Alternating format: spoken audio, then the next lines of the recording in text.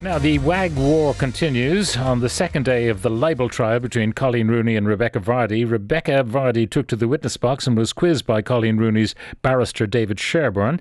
In the cross-examination, Ms Vardy was questioned by the Rooney solicitor about what he suggested were inconsistencies between Ms Vardy's evidence in court and her witness statement. Ms Vardy, who denies all assertions that she ever sold information to the press about Coleen Rooney's personal life, rejected the notion that conversations with her agent, Caroline Watt, involving leaking stories to The Sun about other celebrities were not taken seriously. Much ado about perhaps nothing, perhaps a lot. Joined by Ali Ryan, CEO and founder of Goss.ie. Ali, good morning. Good morning. Another salacious day back in court. Yeah, and not a great day for Rebekah Vardy. No. So yesterday she testified for the entire day and the day before. So this is her third day of testifying. And David Sherborne, Coleen Rooney's solicitor, when he opened up the case this morning, he joked that she was saved by the bell yesterday because there was actually a fire alarm that went off. That's what ended court yesterday.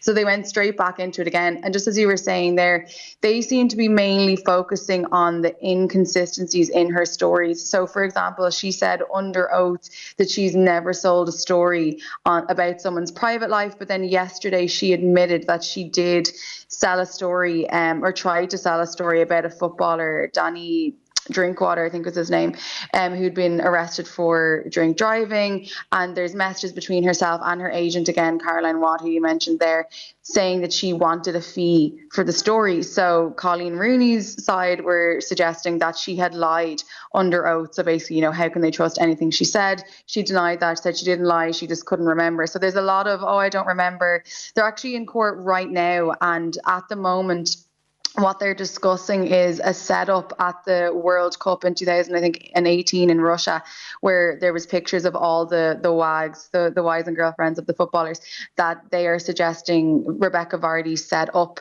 and she's denying it, and she's saying that she can't remember, that maybe she had too many drinks so she can't remember. So one of the main things Colleen's team are trying to prove is that she has and has always had a long-term relationship with journalists in The Sun, and she's denied that from the beginning of the court case and the beginning of this whole situation. But messages have come to light now from Instagram, from WhatsApp, of her trying to meet journalists, of her texting journalists, of her directing her agent to set up meetings with journalists. So they're really just trying to poke holes in the story, because like I said to you yesterday, all Colleen's team need to do is to prove that it's likely, like that it's on the balance of probabilities that she did do this. So I think they're actually doing a very good job. There's been a lot of inconsistencies so far. Now, the extraordinary thing is that the phone, we talked about it yesterday, that might have shed light on all of this, the contacts between Rebekah Vardy and her agent. Well, that agent's phone is at the bottom of the sea. Yes. Yeah, an unfortunate series of events, they keep calling this, because not only did Caroline's phone drop in the sea, but very important messages were deleted, and they actually got like a forensic IT specialist to try and find the messages. And he said under oath in court, the only way these messages could be gone was specific deletion, like they were specifically deleted. It's not just messages as well between Rebekah and her agent Caroline, it's also between Rebekah and her husband Jamie. So one of the other things that were brought up in court this morning and yesterday is they're accusing her of trying to sell stories about some of Jamie's teammates and some of the celebrity relationships they had. Now, no names have been named, they haven't said what celebrity relationships they were, but she denied that. There was also an accusation that she tried to sell a story on Danielle Lloyd, who's a WAG as well. So there's a lot of stuff being brought up, and she keeps crying and getting very upset. But I don't know if that game is working, to be honest. Coleen is coming out very strong now. We do have to remember Coleen hasn't taken the stand yet, though.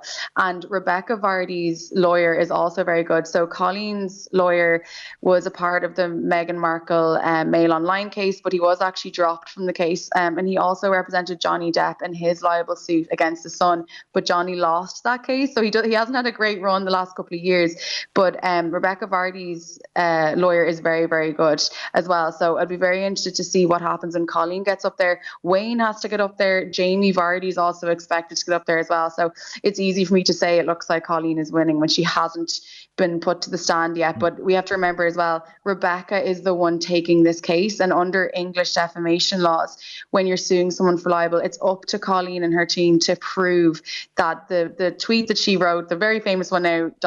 it was Rebekah Vardy's account, that was substantially true. That's what they have to do now. Yeah, and that seems to be already a given, because irrespective of whether her agent was responsible for using that account in some way, the statement that it was Rebekah Vardy's account doesn't seem to be in doubt. Anyway. No, definitely not. And it's just a pity that, Caroline Watt is now under psychiatric treatment, so she can't actually give any testimony. So we might never know the truth of that situation. And the case ends next week. There's only a couple of days left. So from looking at it, I actually am studying law at the moment as well. So I'm looking at this from a showbiz perspective and a legal perspective. And so far from what I can see, I do think Colleen's going to win it. But as we were talking about yesterday, there is no real winners here. This case is costing them about £3 million. That's including the courts themselves, Colleen's cost, Rebekah's cost. So it's more the two of them just trying to prove themselves. It's like trying to make a point more so than anything. They're both losing financially, and so are the courts. All right, on that note, Ali Ryan, CEO and founder of Goss.ie, thank you very much.